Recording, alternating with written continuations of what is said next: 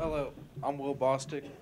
Um, I work at AmeriCorps, and I think it's a good program for our youth because it keeps us out of trouble and keeps our hands busy, basically. Um, we learn from day to day that, you know, we have different traits that we all can do. Um, I was homeless for about 6 months, and I ended up being able to get a place and stuff. So, I mean, I'm doing a lot better now, and I mean, I appreciate the fact that we have sales, to help out our youth around here. And it's kind of sickening to see, you know, impoverished youth because it's sad. I mean, it really is. That's all I have to say for right now. Thank you. I'm Vincent Smith, and I've taught in Fayette County for 35 years.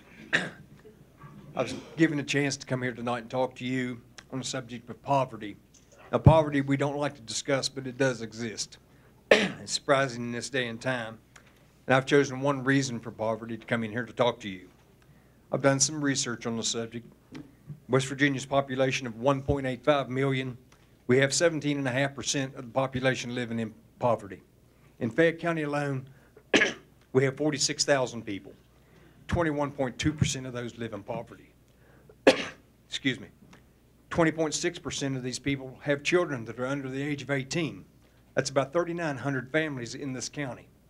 We have 2,072 high school students that are living in poverty.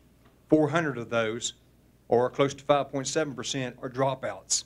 It's not an education problem, it's a poverty problem. High schools and the counselors will tell you that these students miss too much school to catch up. They have personnel conflicts with teachers and other students. They dislike school rules, schedules, and expectations. So what do? We try to offer them incentives like sports. Well, that's great to try to keep them in school, but it doesn't work. It doesn't help. Only your better players get chosen unless you come from a prominent family. We try to offer students vocational and technical schools. We give them hands-on approaches for employable skills, and it helps some too. But if a student fails even one class in their high school, they're not allowed to come back to the vocational or technical schools because they have a scheduling problem. So what do? They quit school.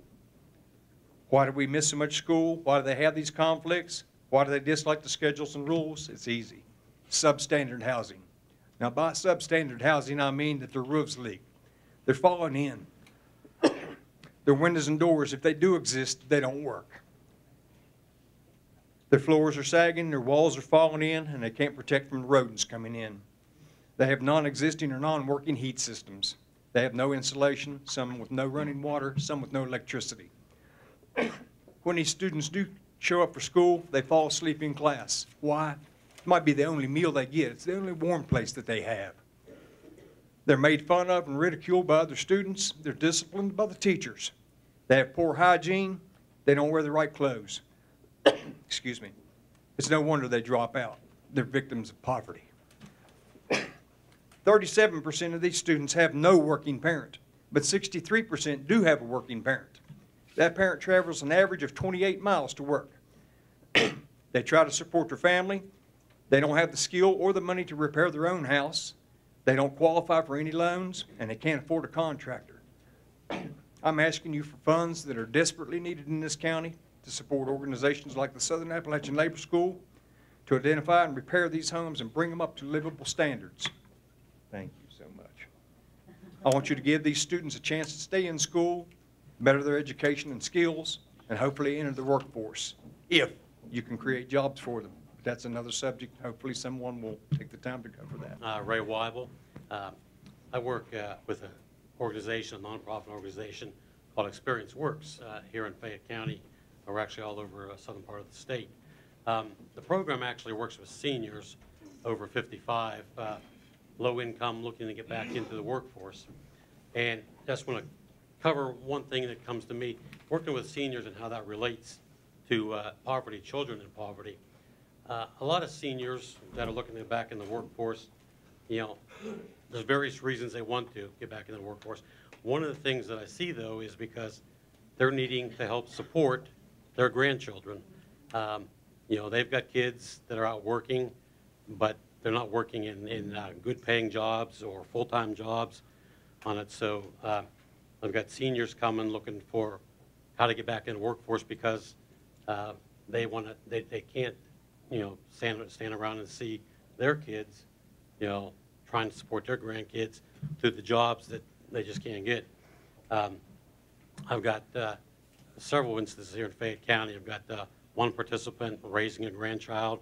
I've got one that came back to the state. She actually lived out of state, had a good paying job, came back to the state because her daughter was trying to be a single mother and raise her grandchild. She got back to the state and couldn't find work here.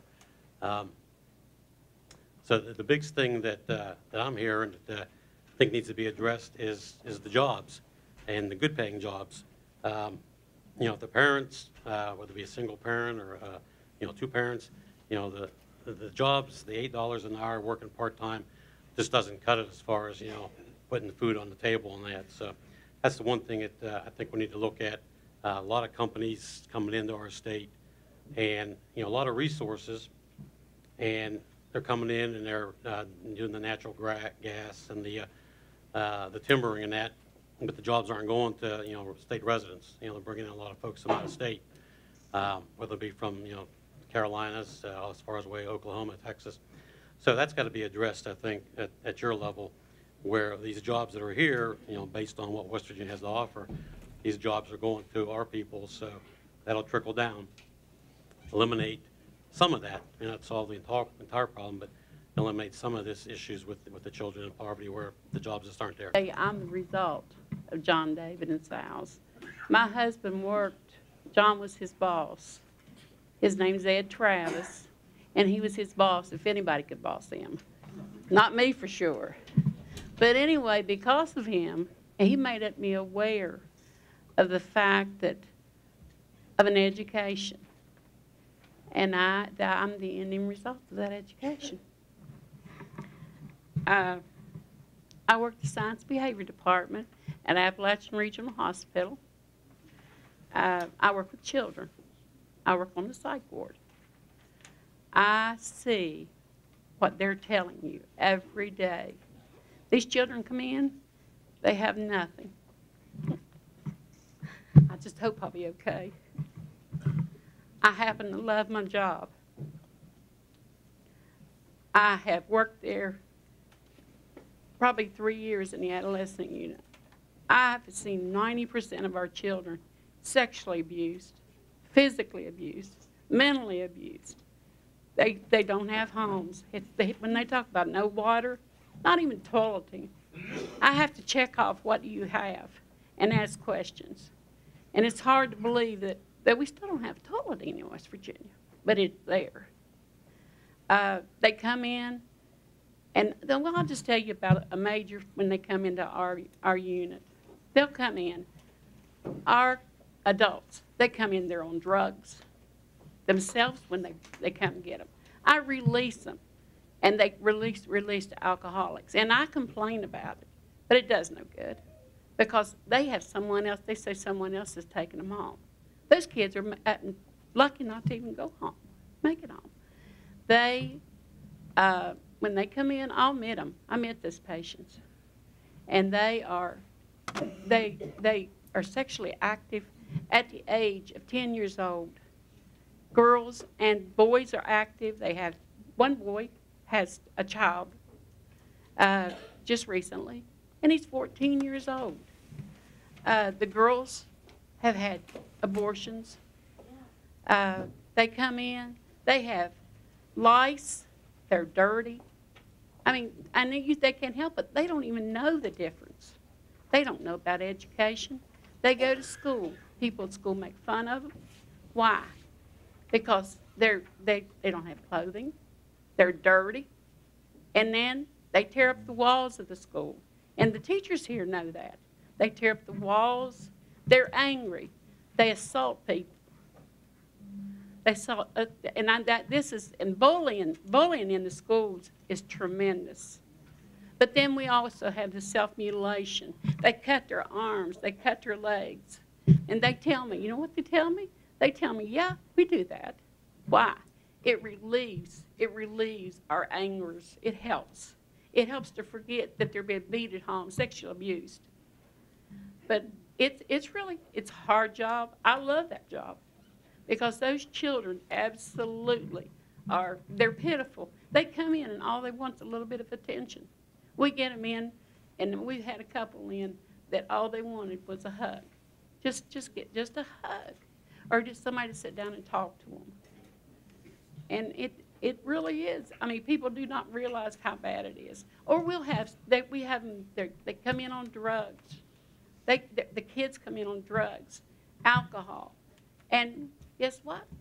Their father or mother might be over in our adult program, or they're in prison. They have meth labs, and these kids will tell us. These kids will tell us what's going on. I mean, they'll tell us the truth. And then when we discharge them, they may go back to the same situation, or they go long-term.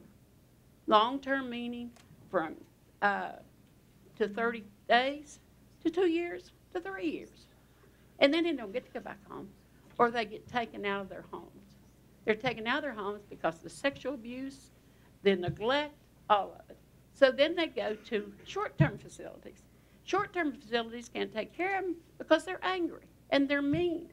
They hit walls. I have had books thrown at me. And we have to call codes because these children are so angry. We have to restrain them. What fault is that, though? It's not those children. And it's probably not the parents. It's somewhere down the line. When I was growing up, I may not have had good parents, which I did. I had decent parents. I was poor. But on down the line, the next thing, I had a grandparent. These kids have nobody now. They have nobody at all. Through ministers, we found out that children are hungry. We do programs called Vacation Bible School, VBS. And one story is, Church and Page told me that they had a child come, several of them, and they would serve drinks and cookies. And one child ate 12 cookies. They asked him, why are you eating so many cookies? Are you hungry? He said, yes, ma'am. Well, did you eat today? No, ma'am. When did you eat last? Well, I ate yesterday, I think. So what's happened, the churches are now, instead of giving them snacks, we're feeding them meals during these summer programs. The churches of Fayetteville, we have staggered our VBS programs intentionally, so we have now 6 to 8 weeks of program after program, knowing, and in very likely cases it'll be the same children, knowing they will need to eat. We have found out that also in our food pantries, especially toward the end of the month, much as this food goes toward homes, that's the only thing they have to eat to stretch out the 3 or 4 days to the last week. We've learned that fed children listen better. That's why schools started feeding programs, the breakfast programs. It pays off. I've talked with people from the Board of Education, from the Child Development Head Start program, private entities, and everyone has found out that, well, even Jesus fed people before he preached to them because he found that fed people listen better. Schools now have an after-school program. This is primarily for people who are involved in activities, and so they can eat, and the activities allow that. But that is limited. I have an idea. I have an idea called Elementary After-School Center, where children can eat, exercise, and elevate. Similar to the senior program we have now. Almost like a place where we can run programs through the week where they can, of course, eat, where they can be free to play, to learn, to move, and, of course, to elevate their minds with educational opportunities. Fayette County has the model program for the Community Correction Center. We know that Fayette Countyans do work, they do care about one another, and when they do something, they do it all the way. As Senator Laird will tell you, we have become the poster child in that area. I think we can do that in other areas too. Talking with people with the Board of Education, with the Head Start program, and some other independent groups, they are feeding some and have the facilities and the staff to do more of this. So a suggestion would be to have an independent structure, such as this after-school program, perhaps under the authority of one of these organizations. So that's my suggestion. I'm not a speaker, but I do deem myself a celebrity like you all, simply because I share West Virginia's birthday, 6/20. So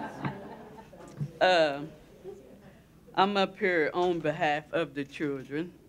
I am disabled with rheumatoid arthritis, can hardly stand sometimes, but I stand today for the children. I have always felt the children and seniors matter. Please remember that. Don't let us down. I'm getting older. Come back from North Carolina to take care of my father, who died with black lung, retired coal miner from Beards Fork. My mother with Alzheimer's. But this is home. People in North Carolina teased me, told me I was just a West Virginia hillbilly. Yes, I am. Yes, I still love these mountains. But we're in trouble here if we don't help the children. We must make them priority again. And I got affiliated with SALS. I was a Miracle Vista volunteer under John David. And we have a wonderful little community. It's kind of falling in, but we're trying to do what we can. And even coming into Oak Hill, we're just one big family. Fayette County is important people. I believe that. I believe that, although I've traveled some different places over my lifetime. But again, the children are important. And I want to quickly first say, we all shared the horror stories of the storm in June, the snowstorms now. I'm still trying to recover. I'm sure some of you are too. It's hell dealing with Appalachian Pal. It's hell dealing with Human Services over the food stamp situation. Please do something about the damn food stamps. Because I was told with what I get, I'm retired Social Security disability. I'm $13 and some odd cent. That's what kicking me out from getting any assistance. But again, I'm older. I first care about the children. Let's take care of the children now. Make them priority. Now, granted, churches helped us during the storms. Oh, we had a wonderful thing to wake up and have breakfast. We could go down to the school. They set up breakfast, different churches from out of other states. I never felt so proud. I mean, people care. We all in this room care. We were saddened by some of the stories. I know it touched your hearts. Y'all care, else you wouldn't be in the positions you're in. Don't let us down. And I just want to say to everybody in here, reach out and touch someone. If you care, you will reach out and touch someone. And children are our future. Let's make sure they continue to have one. And feed the children. A kid cannot learn in school stressing whether he or she will have a wholesome meal. And health care is very important. I can speak this with such conviction. I worked for Blue Cross Blue Shield. I retired. Health care, insurance. I was a claims adjuster and customer service. I know the importance of insurance. I know what it's like not to have any. My situation now, I depend strictly on Medicare and what I get in a disability check. I don't mean to be angry at one certain individual, like I told the representative at Appalachian Pal. You know, I'm struggling too to pay that high electric bill from the winter. And I don't point a finger at any certain person, but let's come together. Let's be human again. Let's be, West Virginia is on the map, talked about everywhere. Two things they asked me when I moved to North Carolina. Two things. Oh, Cynthia, do you know T.D. Jakes? And oh, Cynthia, y'all play good football. Oh, West Virginia, this, West Virginia. Well, let's make us proud about something else. Let's do something worthwhile for human beings. And let's make us proud in that respect. And like I say, yeah, I'm getting worse. You know, I'll be 63 in June. I have severe rheumatoid arthritis. I've had a hard time this week for 3 or 4 days, but I stand the night mainly before the children. Keep hope alive. Thank you for your time. Speaking on behalf of the Fayette County Community Corrections Program. And for those who don't know what that program's all about, it's basically a tool in place where the magistrates and the judges will assign for some period of time those who would otherwise be going to jail that program. I'm here to tell you and here to speak for that program, just to tell you that it's a very good program in place, especially the one here in Fayette County. It offers a chance for rehabilitation for these nonviolent crimes. I should emphasize those who've committed nonviolent crimes. They have excellent program in place where they can get counseling and, if needed, help in terms of drug rehab, those kinds of things. Not only that, they offer GEDs for these individuals who mainly are younger,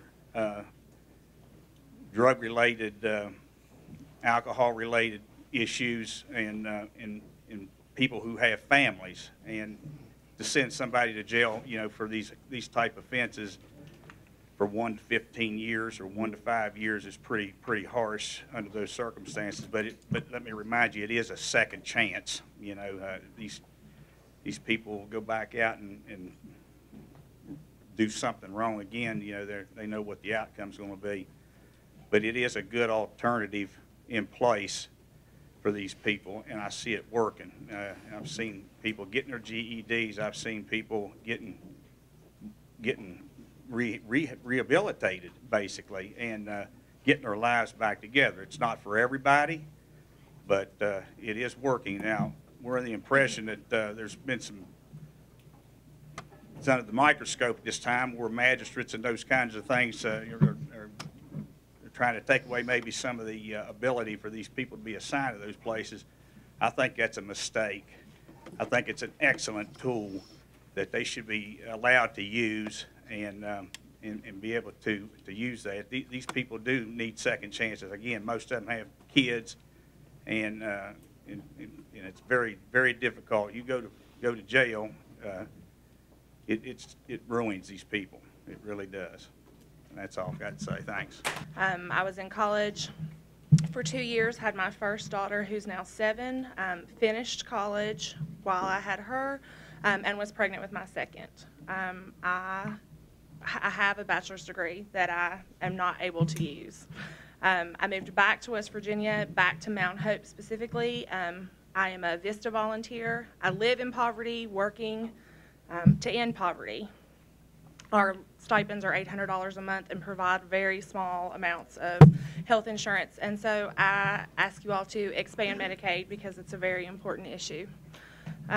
Health insurance, specifically preventative health insurance, it's going to save money in the long run. When you take a single mom who has 3 children and I can't get health care but my children can, then how am I going to stay healthy to take care of my kids?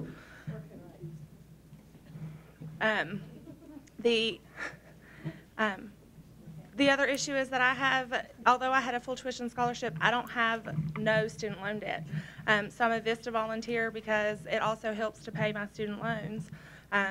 I was very lucky that I was able to go to Berea College. It's a very prestigious college in the South and receives very good reviews every year, but not very many students are accepted. And so a lot of other students are in my situation where they were not able to go to a school that provided so much assistance, but they have a lot of student loan debt. And when we can't get good jobs, we can't pay our student loan debt back. And so we are encouraging and requiring further education in order to get a good job, but we then bury ourselves in debt that we then can't pay back because the good jobs aren't available. I work as a Vista in Mount Hope on a project called the Family Friendlies Community Project. Our goal is to build a family-friendly community to create bonds between the school, the city, and the community itself to create a more family-friendly community in Mount Hope. The economic development opportunities in Mount Hope are great right now, but we have to have a good school in Mount Hope, and we don't. We have to have parents who are involved and concerned about the situation that their children are in, and they are in such dire need of assistance themselves that they can't be involved in other things. And so it's very important that we continue to expand Medicaid and provide assistance to our families to be able for them to break the cycle that they're in, and providing funds for positions such as the Sal's Vistas and my Vista position in Mount Hope. So I just ask that you continue to fund the programs and continue expansion of them. Thank you. It speaks highly of our culture to know that we care about these things. Some people don't care about their children, some parts of the world. So it does say something about what we believe in and what we value. Appreciate each one of you all taking the time to come. I am Pastor Ron George of the Fayetteville Baptist Church. I've been here for 13 years, and I grew up in Greenbrier County, but I grew up in the poor end of the county, western Greenbrier. We didn't have the Greenbrier Hotel and all that stuff. You know, we had the mountains and the coal mines. And I remember in a little town, the little coal camp that I grew up in, that when there were problems there, people got together and they took care of it. If somebody broke in your house, you went to see them. You straightened it out. If the town, which we didn't have a very good water supply, we got together and we fixed it. We tapped into an old coal mines and got the water and pumped it up into the old tank, fixed the lines. You know, we did it. But just seems like that anymore, we're just looking to the government and say, hey, what can y'all do for us? It used to be we used to try to help ourselves, and we used to try to help our neighbors. We tried to work together in these hills. A lot of things you can't do by yourself, but you can do some things by yourself. Dad always said, poor people have poor ways. I don't know how you legislate somebody's life, but when I cross the river in Huntington and Parkersburg and go over into Ohio, all I see is factory after factory after factory after factory. But I don't see that in West Virginia. I go down to Tennessee, down to Pigeon Forge, down to those places. Man, it's beautiful down there. But I say, hey, they don't have anything we don't have here. Why is it they have so much industry and so much going on down there? I think that's where you guys can make a difference. Is the business climate is not suitable for folks to come in here and work. So how many of the people that you all went to school with had to go down south to get a job? Almost all of my class members are down south to get a job. Now, my dad's generation, he tried to go to Cleveland to get a job. That didn't work out. He tried to go to Detroit to get a job. That didn't work out because he just wasn't happy there. And that's why I'm here. I'm happy here. I like it here. It's a beautiful, wonderful place filled with beautiful and wonderful people. But there are some issues that I think that you guys can help us with. A big one is the drugs. That's a big one. Right over in the little town where I grew up in, young man, 35, bright, intelligent, killed the whole family. A wife, you know, just the whole family, 2 kids. Horrible. And it was all over a drug deal. Now, the doctors tell me once people get on these drugs, it alters their mind. So we've got to stop it before folks get on it. We tried to have an after-school program in Fayetteville. All the churches went together. We did. And it was successful to some extent. Some of the folks, I won't name anybody that's here tonight, came to that program. But that program got so much opposition. You wouldn't have believed it. The churches funded it. The churches paid for it. We couldn't get anyone else to help us, so we said, that's okay, we'll do it. And we did it. And we were able to help some of those young people. that were really left out. Now, you think in Fayetteville, it's all, everybody says it's doctors and lawyers' kids, but it's not. There's a lot of poverty there, too. One family has 8 adults living in the house. Not a one of them work. Poor people have poor ways. So if we say to them, okay, you all don't have to work, here you go. Why are they going to work? They don't need to, right? So we're perpetuating this lifestyle. Somewhere it has to stop. But if you stand up against that, you may not get the votes. So you may not be back there next term. But standing up for the right thing is what it's going to take. And making the ground level in West Virginia is hard to do. But there's a lot of injustices and things that could be righted that could make a difference. And one of the things I'll just suggest, I know some other folks have talked about the after-school thing, but our dream was to have an after-school program which included the seniors. And the seniors would be there during the day and use the center, the community center. And then when the kids would come in after school, they could have a mentoring program or build some friendships and that kind of thing, where some of these kids that aren't getting the help and the love and the food at home, they could get it there. They could get their bellies full, they could get some love and attention and care, some direction in their life, and hopefully we could break the cycle. That's just one. It is, as you know, a multifaceted problem, but we got to start somewhere. So if we could help one, we've helped that one, right? Hi, my name is Ralph Shockey. I work for Southern Appalachian Labor School. I'm a site supervisor and a youth builder trainer. I work in a lot of communities where I see kids that are going hungry, and I grew up in Fayette County, a poor person myself, and it kind of bewilders me that after 36 years there's still hunger in the community such as it is. A lot of our guys on my site, some of them can't even afford to bring lunch to work every day. So our children are our future. If we don't help them now, when do we help them? So that's pretty much all I got to say. So. I have been with AmeriCorps, well, Sal's AmeriCorps for, I'd say, around 2 years or so. And I decided to, get a job with Sal's because at the time I was needing it. But I also know that Sal's is a opportunity for, the youth that has dropped out for one reason or another, and to try to give them a second chance to, get their education, and they come here and they'll come and get their education and come for work, and they get paid to work and, obtain their GED. And, they also provide opportunities, for us to further our education. And I also hope to further my own education by going through Sal's. And another thing, I know that the topic is, one of the topics here tonight is poverty. And growing up and everything, I have, seen a lot of poverty throughout the community. And, it's really a terrible thing. And I hope that, I would ask for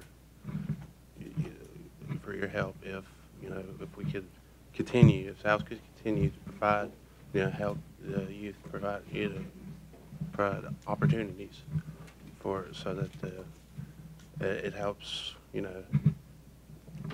helps to, sorry, I apologize, I am a little nervous, but helps the youth, obtain, jobs and to provide a chance to gain their education so that they can further their future. But as of right now, I thank you for your time. I'm a dropout. After I dropped out of school, my life was going downhill, and then a buddy actually told me to come on and try and get a job at Sal's. Since the time I've been here, I've worked here for 2 years, and I've got my GED, which I have had extremely high scores on my GED. I'm a father,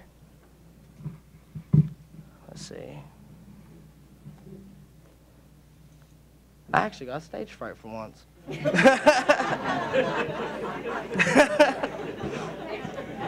Anyway, since I've worked here, I've learned a lot about responsibility, and I've been in and worked personally in a lot of very bad homes that really needed a lot of work. I think some that we need to, help fix everything is more opportunities like Southern Appalachian Labor School. Programs like what we do to try and help the community, because that would actually give people a better chance to have jobs, because we can come in and the work that we do, we get paid for. It's, paid training, and we learn a trade while we do it. And that would open up a lot of opportunities for many people, because a lot of people have to get on food stamps and everything like that just to try and make ends meet. Not because they necessarily can't work, because they can't find a job. And that's sad that it's like that. It really is.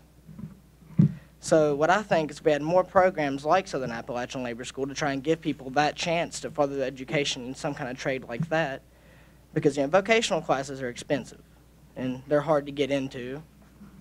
So if we had more programs like SALS, I think it would actually help out a lot with the community, because people would learn trades. It would give them paid training to where they can learn a trade while they're taking care of everything they need to take care of.